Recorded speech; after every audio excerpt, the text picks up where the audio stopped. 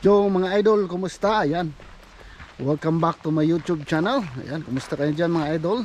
Saan man sulok na mundo mapapanood nyo ito. Ayan, magandang tanghali, magandang umaga, magandang gabi, magandang hapon, magandang araw sa inyong lahat mga idol. Ayan, balik naglalakad tayo ngayon mga idol dito sa Kagubatan.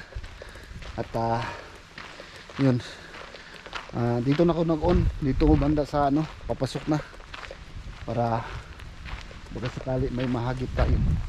Balik pasyal tayo mga idol, pasyal lang tayo, no? Yung vlog natin ngayon mga idol is masyalan tayo dito. Punta tayo dun sa Batis, sa creek.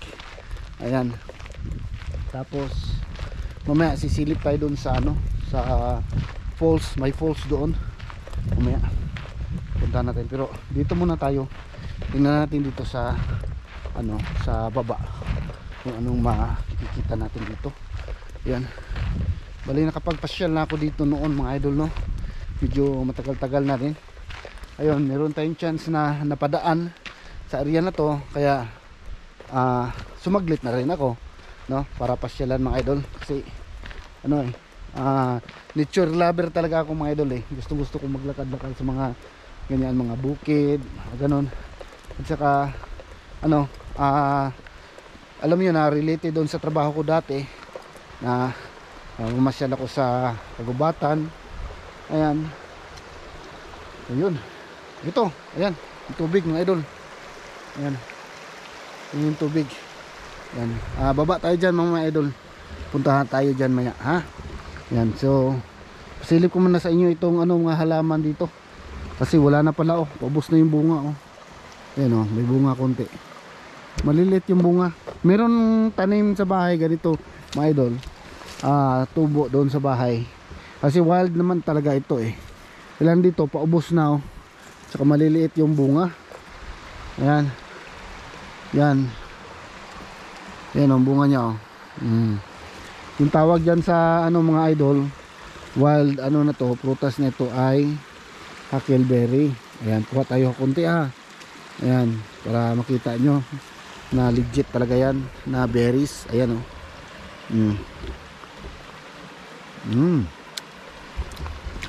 maasim-asim na matamis. Yan,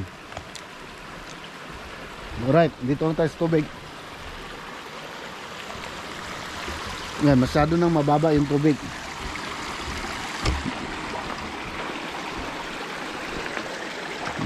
Baybayan mo natin tubig dito, para makita nyo yung mga sapa dito, kung gaano kalinaw ang sapa dito, at saka kung gaano kalinis. Wala nakikita basura mga idol, no? Malinis ang paligid.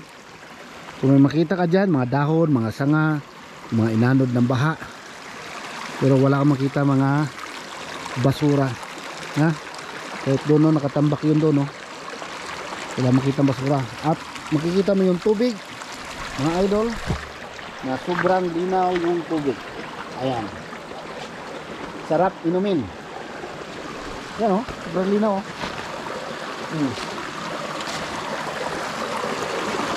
Yan, sobrang linaw. Dahil sa sobrang linaw niya mga idol, ayaw tumira ng mga isda. Ayaw tumira ng mga isda dito sa mga klaseng ilog na ganito na sobrang linaw.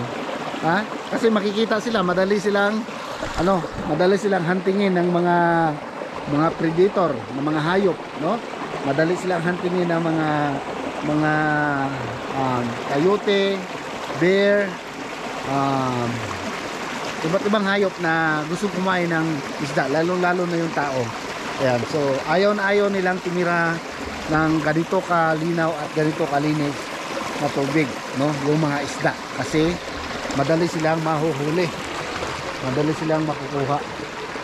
Kaya doon lang sila sa medyo madilim-dilim konti na tubig, kitang kita ang ilalim ng tubig. Yan, kung mayroong isda dyan naglalangoy-langoy, klarong klaro. Doon tayo sa unahan, kasi nung pumasyal ako dito noon, medyo may kadiliman yun eh, siguro makulimlim panahon. Meron lang kasi gumanon sa tubig eh. So balikan natin ngayon, tingnan natin. Mga ilang buwan na rin hindi ako nakapunta dito. Tingnan natin kung meron pa bang gumagalaw-galaw sa tubig. Baka kasi merong nagtatago doon na isda, no? Suspetsa ko lang dyan yun sa may malaking bato. Yan. So balikan rin yung camera, ikutin natin camera kasi yan para makita nyo mga idol kung sakali merong mga ay nahinalang galaw. Ayan. Kita nyo, sobrang linaw oh. Kita yung ilalim ng tubig. Ito yun oh.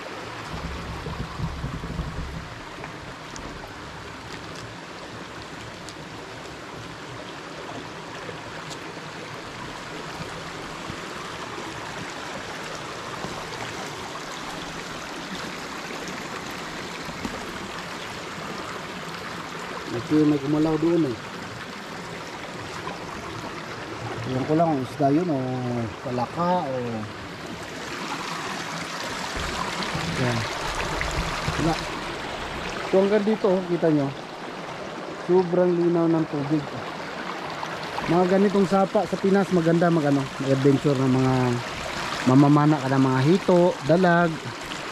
Dito wala eh, no?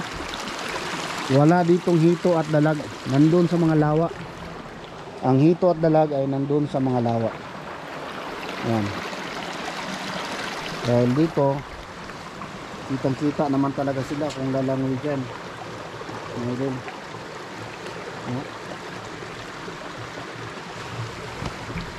Kitang kita sila dyan pagka lumangoy. Yung dito lang kasi yung ilalim ng bato na yun parang may kuweba. Yan lang yung suspetsa ko, baka may nakatira dyan na isda. Ayan. Yan na muna dito na side mga idol. Lipat tayo, lipat. Yan, para mapasir-pasir ko naman kayo dito sa area mga idol. Ayan. Yung mga nanonood dyan na namimiss nyo nang makita ng mga ganitong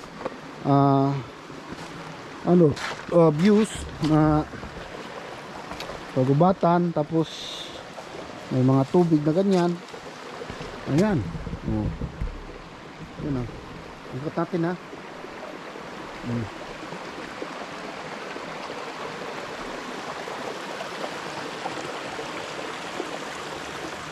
Ayan mga idol.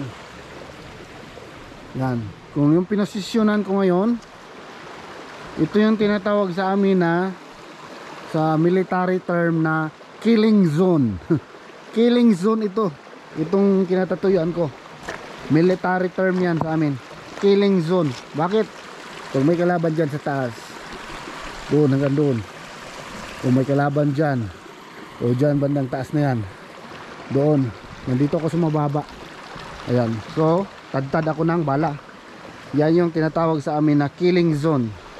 So, ang SOP namin dyan, mga idol, yung SOP namin dyan, Standard Operating Procedure, bawal kami magstay ng ganito na area.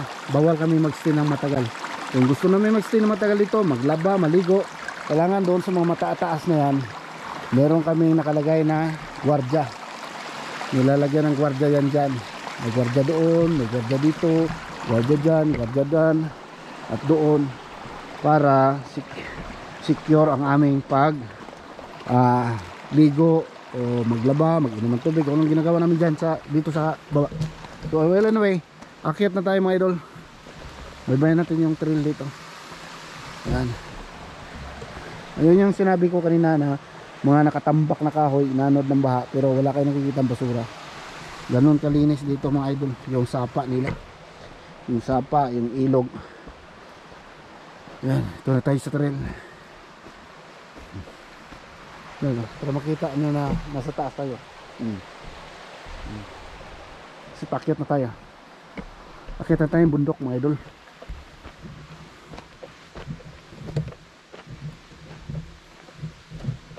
Yan.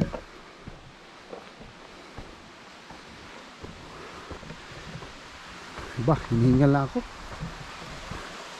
Yun. Dito na tayo sa taas.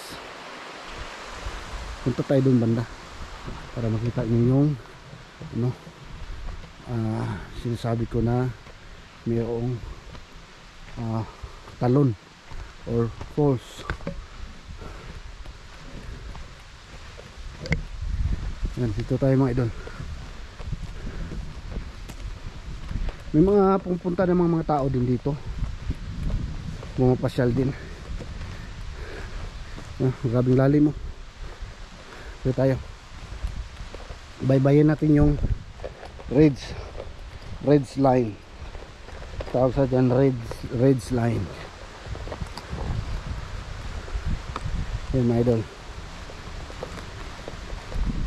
At saka dito banda baka pwede natin masilip yung parang may kuweba, kasi parang may kuweba dyan yung ano, suspect ako parang ano, tirahan ng bear. Kasi yung mga bear mga idol, sa mga kuweba yan sila nakatira. Yung mga oso, mga kuweba yan sila nakatira mga idol. Dito tayo. Ayun oh, yun oh, may pulse oh. Yan, kita nyo mga idol yung pulse, saka yun doon oh. Yan, may pulse dyan. So baba tayo, dito tayo, baba pa tayo. Ay, magdala pala ako ng ganito oh, mamaya ng halaman. Ito yung ano, salal berries. Maghanap tayo ng bunga nito, salal berries. Ano yan mga idol, native yan dito, wild berries yan. Yun oh, yan yung bunga nya oh. Pero hilaw yan, bata pa yan. Ang bunga nito parang kasing hawig ng blueberry, parang blueberry ang bunga. Pero ano siya, hindi siya malinamnam kainin, kasi parang siyang may mga tinik sa loob ng bunga, baliktad. Wala pang hinog. Yung ibang ano, yung tinik madali mong identify, no? Pero ito yung bunga niya, di mo basta-bastang lunukin kasi may tinik sa loob ng bunga. Yan, yun yung pulse oh.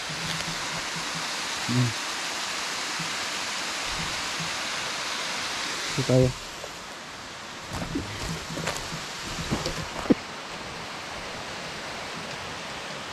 Silip tayo dyan sa ilalim, baka mayroon tayong mga maaninag na mga movement ng hayop. Yan dyan.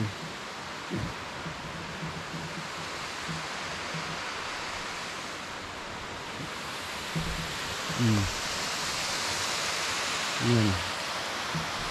Ito yung sinasabi kong kuweba. Yan yung banda eh, yung kuweba ng bear. Dito tayo, baba tayo konti. Dandahan lang sa pagbaba, kasi ano, pagka bumulusok ka dito, tulog ka dyan, laglag ka dyan. Yun yung kuweba eh. Hindi masyadong kita dito. Saka doon pa sa baba sunahan. Kaya pwede pa tayong bumaba dito. Parang mahirap yung bumaba dyan ah.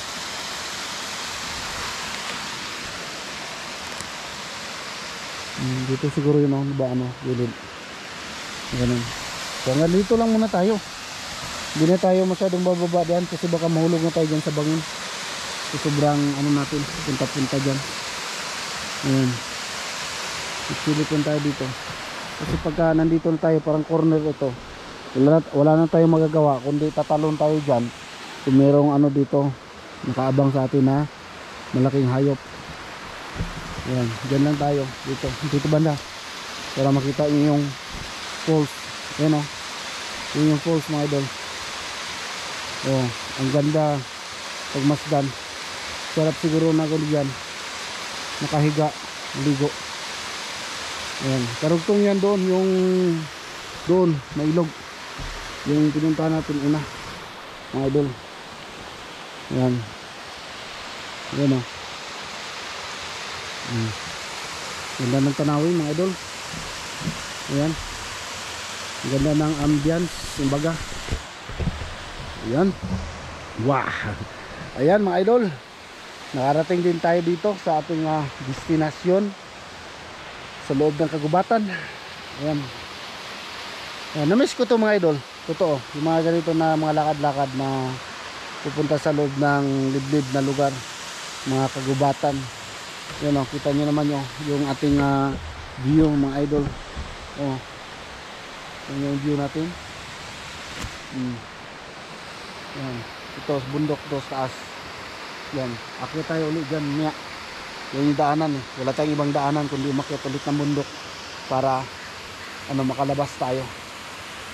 Yan, narinig nyo ba, narinig ko mga idol? No? Yung lagaslas ng tubig. Yan. Yung lagaslas ng tubig, mga may uwak. Saka siyempre yung yung hampas ng hangin sa mga dahon. Yan. Sarap talaga sa bukid mga idol. Ayan. So, danahan na tayong akyat mga idol. Habang okay pa. Ayan, habang may baterya pa. Kunti na lang baterya ko pala ng GoPro ko. Ayan, malapit na malubat. Ayan, akyat na tayo mga idol. Ayan. Ayan o, yung ating falls. Malayo nang narating natin mga idol. Ayan, ngayon paakyat na naman tayo. Akyat tayo, akyat. Sayang yung magdala pala yung sabi ko kanya. Magdala pala ako ng puno ng salal berries. Itatanim ko doon sa sa area ko mga idol, para meron ako mga iba't ibang wild berries. Kasi meron na akong doon, thimble berries, huckleberry, wild blackberries, plus ito. So meron akong 4 na berries. Ayan. So meron din akong tanim na strawberry at saka blueberry. So ayan mga idol, hanggang dito lang muna siguro yung vlog ko. At magbubunot ako ng halaman na salal berries para itatanim ko doon sa area ko mga idol. So hanggang dito lang yung vlog ko mga idol. Maraming salamat sa pagsama sa akin dito sa kagubatan, sa bundok. Sinilip natin yung falls. Ayan, sa mga nakarelate na mahilig mag-akyat-akyat ng mga ganitong lugar, bukid, mga mountain climbers dyan. Shoutout sa inyo lahat. Sa mga dati kong kasama sa trabaho dati sa gobyerno yan, sa government sa Philippines. And shoutout sa inyo lahat. Saka yun, maraming salamat mga idol. So andito na lang yung vlog ko mga idol. Ayan, maraming salamat po sa mga nakasubaybay dyan. Ayan, ingat ka lahat dyan mga idol. Salamat sama sa akin dito sa kabundukan. Bye bye mga idol.